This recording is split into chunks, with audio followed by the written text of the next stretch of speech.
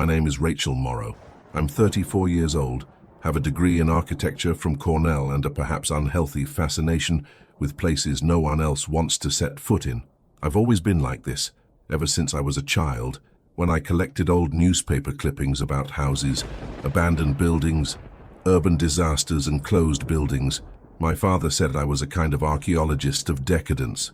My mother just looked at me in that silent way, as if I knew that this strange taste would end up swallowing me sooner or later.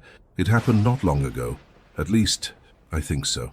The problem is that time, since when I entered that place, it became a malleable thing, as if it were melting at the edges of my memory. At the time, I was finishing my research on ghost structures and buildings that officially don't exist, the kind of place that disappeared from the records, that has been erased from maps, but still leaves traces in whispered conversations or poorly filed documents. It was almost a joke among researchers in the field. Did you find a Widdershins today? An invented name with no certain origin, a nickname for buildings that defy urban logic. Until one morning, I found that real name, not as a joke but as a concrete mention in a scanned plan from 1951 at the foot of a denied demolition request. Widdershins Residential, Lot 413B, Restricted Zone 2. But there was no restricted zone in District 4, at least not officially. I went after. Of course I went. It took me almost 2 weeks to find the area, a forgotten intersection between Jefferson and Cortlandt behind a decommissioned municipal bus depot. None sign, no names on the corners. Apparently streets didn't even exist anymore. Current city registration. But they were there, of cracked concrete with weeds growing in the middle of the asphalt and leaning lampposts as if they had given up on lighting. And there he was, the residential Widdershins. It was wrong. I can't explain it any other way. The structure looked very old to what one would expect from a residential building built in the mid-20th century. The windows were all boarded up with greenish wooden boards. The concrete was grimy, with dark stains that resembled dragging hands or roots rising through the walls. It had 5 floors, but the top one looked blurry, as if the image wavered at the edge of my vision. There was no front door, just an iron side, almost fused with rust. I pushed with his shoulder until it creaked and opened, and as soon as I entered, I was absurdly sure that the air inside was denser, as if it had passed through an invisible layer, thick, that resisted my body. I closed the door behind me, not because of courage, but because the wind pushed it alone. The lobby was covered in dust, but not like other places I've been. There it was as if time had stopped at the exact moment everything was abandoned. The reception desk still had a registration book open. On the floor, an umbrella child lying next to a pair of red shoes. I wrote everything down. I took photos. I recorded audio describing every detail, but I couldn't get out. The door, when I tried to go back, was no longer there. Just wall, Lisa, cold, and with the same texture of the concrete outside, as if there had never been an entrance there. It was at that moment that panic hit, but also curiosity, that damn curiosity that always won over fear in my life. I took the flashlight and climbed the spiral staircase, which creaked loudly, almost human under my steps. The sound reverberated strangely, as if the steps whispered back. The second floor had a hallway that was too long. Literally, it wasn't possible for it to fit inside the building. It followed in a straight line for dozens of meters with doors on both sides, all numbered with crooked plaques covered in dust. Some were ajar, revealing empty rooms, others sealed from the inside, and one of them didn't have a handle. This door was at the end of the corridor and was the only one lit by a green light, pale, coming from the ground with no visible source. It shouldn't be there. Nothing in that architecture made sense. It was like walking inside a poorly assembled model where the proportions are lost and the corners do not meet. I got close to the door without a handle and I felt something on the other side.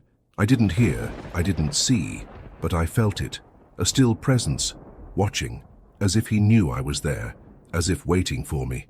"You found it," someone whispered, but I was alone. From then on, I lost track of time. Did I sleep? I don't know. I ate? Perhaps. but I continued walking. Every time I turned a hallway, it was different. More doors, more floors. Some rooms appeared again, even after they had been left for back. At one point I found a mirror. It was old, dusty, but it reflected something that didn't. It was my face. It was a reflection, empty, as if my image was fading away. First the eyes, then the mouth, until what looked back was just a pale silhouette with a dark hole where there used to be expression. And that's when I understood. The building didn't just want to be registered. He wanted to be remembered. Or rather, he wanted someone to remember him. Because the last watcher had forgotten who he was. And the building needed another one. That creature, the one waiting behind the door without a handle, was the last one. Or perhaps the penultimate. Or just a shadow of someone who also entered and stayed. But now the place had chosen. I was the new piece, the new node. Time broke once and for all when I heard my own voice coming from one of the rooms. Did I record that? Did I go in there before? Or was it another Rachel? The voice came from inside the room on the left. It was mine. But there was something wrong with it. Like someone had taken my tone and stretched, sewn with silence at the wrong intervals. That voice spoke low, with a cadence too anxious to be a memory, but too intimate to be an invention. Partial registration, day 8 maybe. Extreme tiredness, light in the hallway is now blue. I don't remember if it was green before. My feet froze on the damp wooden floor. The recorder was in my backpack. I remembered putting it away before going up the stairs. But what if it hadn't been? Is this the time I went up? What if you had already entered here before, days, weeks ago? I took a deep breath and pushed the door. The room was identical to the one before. Same layout, same dust accumulated in the corners, same empty cupboard in the corner, same wall clock stopped at 3:13 in the morning. And in the center, there was a chair. In it, a woman sits, with her back to me, brown hair tied up in a loose bun, a worn canvas jacket on my shoulders, my jacket. Her voice, mine, kept talking. It was a disjointed report, as if it were recording something for no one, trying to remember who it was. Rachel Morrow, researcher, entered the building on October 17th, I think. Maybe not. I need to keep watching the door. The sound changes every time I close my eyes. My stomach turned. I tried to approach slowly, but each step seemed to miss the mark. Distance. The floor stretched. When I finally touched her shoulder, she turned her face away, slowly. There were no eyes. Just deep sockets and a smile that wasn't mine. And still, it was. I, said, "It's already happening to you too, isn't it? Run." I don't know how many corridors. They seemed to fold in on themselves like intestines. The doors in the walls were slamming on their own, some opening and revealing shapeless things, a figure sewn with shadows, a child on his back that was shaking constantly, a mirror with liquefied glass. And in all of them, I heard that whisper repeated, "Rachel, watch the door." I ended up in front of her again, the door without a handle, illuminated now by a milky, pulsating glow that came out of the lower cracks like if the floor were being lit from within. My eyes burned. The air was heavy, like I was breathing through a curtain wet. And then I heard, very close by, a sound that wasn't coming from inside my room. "Head, do you still remember what you came for?" The voice was male, ancient, no emotion. I turned sharply, expecting to see someone. Nothing, just the peeling walls, pulsing lightly, as if they were breathing. The door opened, alone. On the other side, there was a circular hall, much larger than the space would allow. Was like being inside a cathedral that had been drained of color. The walls were covered in symbols that seemed to move slightly when I looked away. Node. In the center, there was a figure. Didn't walk. He wasn't breathing. It did not exist as a living thing. He was slender, too tall, covered by a kind of gray blanket that floated even without wind. There was a face, but it was blurry, like a photograph in eternal motion. The Watcher. He didn't speak. He just watched me. Or absorbed me, perhaps. I felt my memories get mixed up. My parents, my childhood, my apartment in Chicago, everything. It was starting to become a blur. I remembered the smell of fresh paint in the office where I studied the maps, but it was getting lost, being replaced by something more damp, darker, like the smell of a buried book. I wanted to talk, ask what he was, what I wanted, but I couldn't. My voice came out muffled, as if I were speaking from inside a closed closet. Then he moved, not with steps, but with intention. It floated towards me and stopped so close that the air felt disappear from my surroundings. He reached out his hand, or something similar, and touched my hand. Head. You will be remembered, because you forgot. And everything went out. When I woke up, I was in the same hallway as before, but there was something different. My backpack was on the floor, open, and the recorder next door still recording. I pressed play. The voice was mine. Widdershins Residential, registered entry. Distorted hallway. Door missing, handle, immovable entity. I'm watching. I'm the watcher. I threw the recorder away, but it kept working. There was no way to turn it off. The sound of my own voice continued, now mixed with another, deeper, dragged, as if the building spoke to me. I started running, again. With each floor, the stairs changed direction. There was corridors that led upstairs and ended in the basement, rooms that seemed to know who I was, with walls scrawled with phrases. Like Rachel, don't look back, or the building remembers everything you forget. Hunger has arrived, the headquarters too, but they were distant sensations. What consumed me now was the doubt. How many Rachels had already passed through there? How many had given up, sitting in the chair in front of the clock stopped at 3:13? Then I found something different. A notebook. It was mine, or at least it had my name, but the handwriting wasn't mine. The notes talked about the creature, about the knot of reality, about how the building it was a point of intersection between forgotten worlds, a place sealed not by walls, but by function. The watchman was not a prisoner. He was the seal, and seals, when forgotten, break. The last sentence chilled me to the bone. If you're reading this, it's because you're too early or too late. Either way, it's already you. I dropped the notebook and walked to the end of the hallway. The door without a handle was there, waiting. But this time there was something new. A mirror hung next to her. I looked at myself. It was me, but it wasn't. My features were more rigid, my eyes opaque. I looked molded, as if my face was being gently sculpted to look like another. And behind me, reflected in the mirror, the watcher. It didn't move, he wasn't breathing, but smile, with the right teeth. The smile that once was mine. Now I was the reflection, and he, the real one. The truth is that I hesitated. In front of that mirror, that reflection that was no longer exactly mine. I should have backed away, I should have run, screamed, done anything to break the illusion. But I stayed there, frozen, bewitched by something that made no logical sense, but who whispered to me with the same voice I heard my whole life when I was alone with my thoughts. Mine, or what was left of it. The watcher was standing behind me, reflecting, still but pulsating, a stain, solid, of silent presence. What was watching me didn't seem to want to do any harm, but the worst kind of evil is that which does not present itself as a threat. He just wait. I touched the mirror. I don't know why. Maybe because for a second I wanted to know if it was still solid, if it was still made of flesh and blood, not smoke like the rest of that place.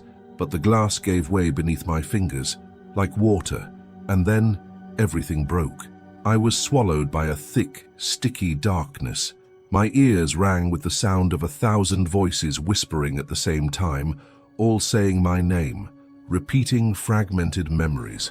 My first visit to an abandoned building, the smell of paint in college hallways, the sound of rain hitting the roof of the house where I grew up. Every memory was ripped away from me like a sliver of skin.